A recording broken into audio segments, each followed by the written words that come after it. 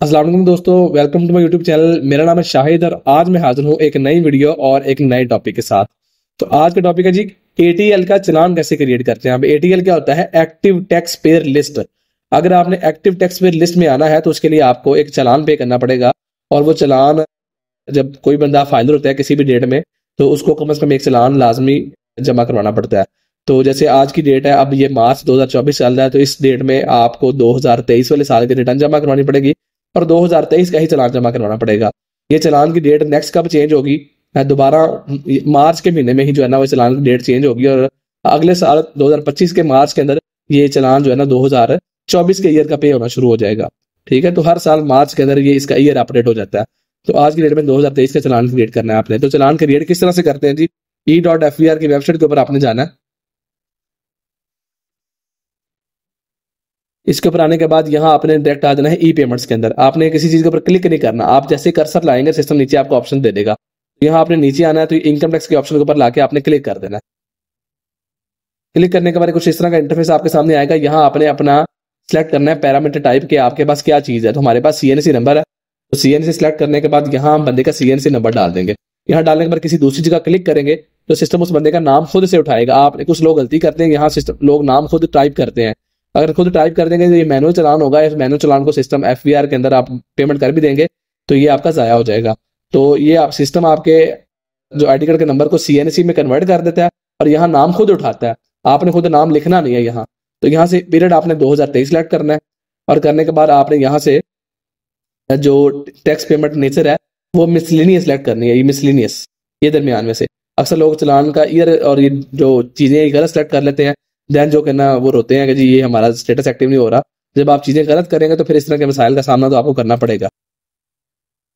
Miscellaneous के ऊपर click करने के बाद सिस्टम ये बंदे की डिटेल्स मजीद उठाएगा। यहाँ भी सिस्टम डिटेल बंदे का नाम ले आएगा, आईडी कार्ड नंबर और इसका एड्रेस वगैरह, ये भी आईडी कार्ड नंबर और तमाम चीजें लेगा। यहाँ से फिर आपने टैक्स पेमेंट सेक्शन भी सिलेक्ट करना है। सेक्शन में से ये आपने दरमियान में 182A सरचार्ज फॉर एटीएल, ये वाली ऑप्शन को सिलेक्ट करना है आपने।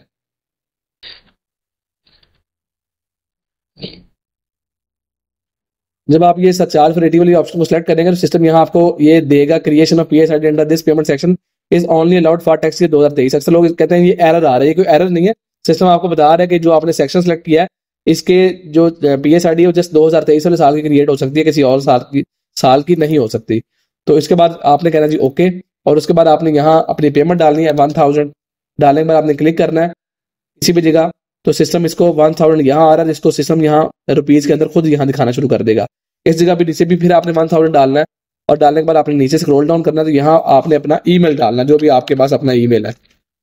इस ईमेल के ऊपर सिस्टम आपको सीपीआर भेजेगा। सीपीआर क्या होता है? कंप्यूटराइज्ड पेमेंट रिसीट है। चालान क्रिएट करने के बाद से भी सिस्टम आपको एक ईमेल करता है जी आपने एक पेमेंट क्रिएट की है, चालान क्रिएट किया है। और जब आप उसकी पेमेंट करते हैं तो उसके बाद भी सिस्टम आपको एक उसकी रसीद भेजता है जिसको सीपीआर कहते हैं। तो वो सिस्टम इस ईमेल के ऊपर भेजेगा जो ईमेल आप यहाँ प्रोवाइड करेंगे। पहले यहाँ फोन नंबर की ऑप्शन भी होती थी, अब वो निकाल दी गई है।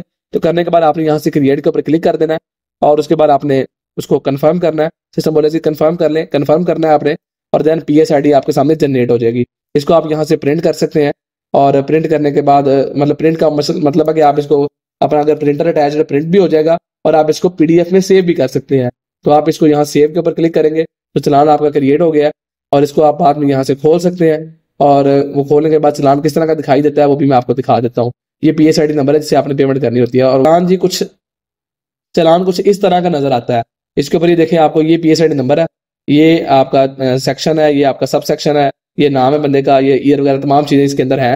आप चाहें तो इसको प्रिंट करके बैंक में भी जाके जमा करवा सकते हैं। इजी पैसा, जायज कैश या बैंक की ऐप से भी आप इसको जमा करवा सकते हैं। क्या होती है, ये पीएस आईडी नंबर जो होता है ये आपने जो है ना अपने इजी पैसा, जायज कैश या बैंक की ऐप में डालना होता है। उसके अंदर क्या ऑप्शन होती है, गवर्नमेंट पेमेंट से आपने जाना होता है, एफवीआर अदर की ऑप्शन में जाना है, वहां पीएस आईडी नंबर डालेंगे, ओके के ऊपर क्लिक करेंगे। सिस्टम आपका नाम भी उठाएगा, अमाउंट भी उठाएगा। आपने पे के ऊपर क्लिक करना है, आपकी पेमेंट हो जाएगी और जैसे ही आप पेमेंट करेंगे उसके 1-1.5 घंटे के बाद आपका स्टेटस वेबसाइट के ऊपर एक्टिव शो हो जाएगा। तो उम्मीद है आज की वीडियो आपको समझ भी आई होगी, पसंद भी आई होगी। वीडियो अगर आपको अच्छी लगे तो अपनी कीमती राय से कमेंट्स में लाजमी क्या करें। मिलते हैं इस तरह के किसी और वीडियो में किसी और टॉपिक के साथ, तब तक के लिए अपना बहुत सारा ख्याल रखिए। अल्लाह हाफिज।